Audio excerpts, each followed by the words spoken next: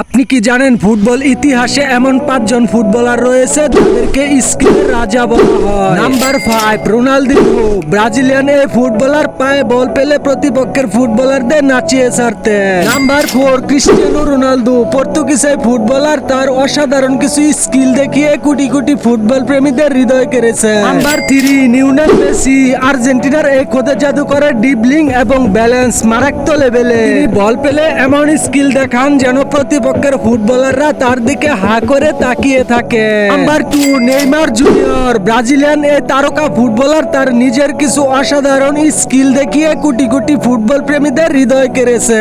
এই তালিকার 1 নাম্বার দেখার আগে তুমি যদি ফুটবল লাভার হয়ে থাকো তাহলে ভিডিওটি লাইক দিয়ে চ্যানেলটি সাবস্ক্রাইব করে তুমি কোন জায়গা থেকে ভিডিওটি দেখছো কমেন্টে জানিয়ে যাও। Number 1 Thiago Maradona.